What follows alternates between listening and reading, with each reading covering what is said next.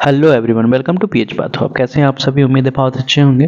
फिर से हाजिर है एक नए टॉपिक के साथ, routine urine examination. Routine urine examination में मैं सारा आपको फिजिकल, केमिकल और माइक्रोस्कोपिक ये तीनों टेस्ट आगे मैं बताने वाला हूँ। लेकिन उससे पहले आपको क्या क्या इन सारी चीज़ों को समझने के लिए पढ़ना चाहिए। आपको फॉर्मेशन ऑफ यूरिन पढ़ लेना है। यूरिन का फॉर्मेशन कैसे होता है हमारे शरीर में, कितना परसेंट वाटर, कितना परसेंट ये सारे कॉम्पोजिशन ऑफ यूरिन पढ़ लेना है आपको। किन किन सब्सटेंस को मिलने के बाद हम उसे यूरिन कह सकते हैं। कलेक्शन ऑफ यूरिन, यूरिन का कलेक्शन कितने तरह का होता है, 3 तरह का, 4 तरह का, ये सारी चीज़ें, क्योंकि ये ऑब्जेक्टिव के लिए भी ज़रूरी है। और आपको रूटीन यूरिन एग्जामिनेशन से मतलब आगे जो आप टेस्ट करने वाले हैं उसके पहले आपको ये सारी चीज़ें जान लेना है। प्रिजर्वेटिव्स जान लेना है। प्रिजर्वेटिव इसलिए क्योंकि कई बार हम टेस्ट एट ए टाइम नहीं कर पाते हैं, तो उसे हमें प्रिजर्व करके करना पड़ता है। तो आपको कुछ प्रिजर्वेटिव्स के बारे में भी जानकारियाँ होनी चाहिए। अगर आपने इन सारी चीज़ों के बारे में नहीं पढ़ा है, आप पढ़ना चाहते हैं, तो आप नीचे कमेंट करें। मैं इसका डिटेल वीडियो हर एक टॉपिक पे, फॉर्मेशन ऑफ यूरिन का अलग video, composition of urine, collection of urine और प्रिजर्वेटिव्स के बारे में अलग अलग वीडियोस बना दूंगा। लेकिन मैं आपसे पहले पूछ रहा हूँ, कहीं आपने ज़रूर पढ़ा होगा किसी बुक्स या फिर इधर उधर से वीडियोज़ से। नहीं पढ़ा है, आप मुझसे पढ़ना चाहते हैं, तो प्लीज़ नीचे कमेंट करना ना भूलिए। नेक्स्ट, फिजिकल एग्जामिनेशन देखेंगे हम सभी यूरिन का। सबसे पहले वॉल्यूम देखा जाता है। वॉल्यूम कितना है? तो नॉर्मल 1200 से 1500 ml, ये पर डे के हिसाब से होगा।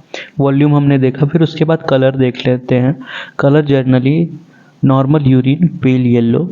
अपीयरेंस की बात करते हैं, उसमें क्या उपस्थित मतलब आपको दिख रहा है, तो यूजुअली क्लियर ही दिखाई देता है, लेकिन कई बार आपको हैज़ी, स्मोकी, फ्रोथी इस तरह की चीज़ें दिख सकती हैं, तो आपको वो लिखना पड़ता है अपीयरेंस में। आगे सब कुछ बताऊंगा। ऑर्डर पहले लिखा जाता था, आजकल रिपोर्ट्स में ऑर्डर नहीं लिखे जाते हैं, ये धीरे धीरे खत्म हो रहा है। ऑर्डर का मतलब है उसका स्मेल, उसकी गंध कैसी है। नेक्स्ट, पीएच 4.6 टू 7.0 ये पीएच हो सकता है। हम स्पेसिफिक ग्रेविटी की बात कर लेते हैं, तो ये 0.1004 से 1.010, कई बार आपको यहाँ पर 20 तक भी दिखेगा, यानी कि 1.020 भी कई बार दिखेगा, या फिर 25 भी दिखेगा, 25 तक भी दिखेगा। ये अलग अलग बुक के हिसाब से वेरी करते रहते हैं, अलग अलग लैब के हिसाब से वेरी करते हैं। तो आपको जब ज़्यादा डिस्टेंस पता चले कि हाँ यहाँ पर अगर 10 लिखा है, तो वहाँ अगर आपको 80 दिखे तो आप समझे कि हाँ ये गलत है। अगर थोड़ा नज़दीक आपको मिले तो आप समझेंगे ये नॉर्मल है। ये फिजिकल एग्जामिनेशन बस इतना ही होता है। आगे मैंने एक चार्ट जो आप लोगों को प्रिपेयर करके दिया है। इस चार्ट में आपको वॉल्यूम, एबनॉर्मल, नॉर्मल मैंने दोनों दिया है कि जब अगर 500 ml से कम हो जाए तो उसको क्या कहते हैं, जब फिर बिल्कुल एब्सेंस हो जाए तो उसको क्या कहते हैं। ये चार्ट से आप अपने नोटबुक पे उतार लें। कलर मैंने बहुत बताया कि कलर अगर येलो रहे, पिंक रहे, रेड रहे, ब्राउन रहे, ब्लैक रहे, ग्रीन रहे, तो फिर क्या क्या कंडीशन हो सकते हैं। कुछ पैथोलॉजिकल कंडीशन होते हैं, कुछ नॉन पैथोलॉजिकल कंडीशन भी होते हैं, तो आप उन्हें इस चार्ट की सहायता से देखकर नीचे उतार लें। नीचे और भी टॉपिक्स दिए हुए हैं, अपीयरेंस, ऑर्डर्स, ये सारी चीज़ें आप इसे नोट डाउन कर सकते हैं।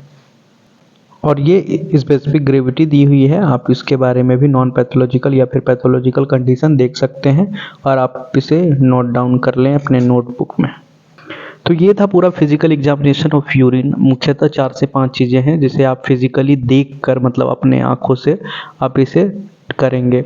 अब जैसे कि हमने स्पेसिफिक ग्रेविटी निकाला, तो उसे यूरिनोमीटर के द्वारा किया जाता है। अगर आप कहेंगे तो उसका मैं वीडियोज़ एक सेपरेट बना दूंगा।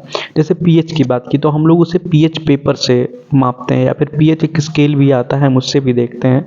तो ये सारी तकनीक है जिससे हम उसे जांचते हैं, उसे समझते हैं, उसका फिजिकल एग्जामिनेशन करते हैं यूरिन का। तो ये मुझे लगता है कि पूरा, मैं क्योंकि राउंड फिगर में आपको समझाने की कोशिश कर रहा हूँ, आपको समझ आ गया होगा।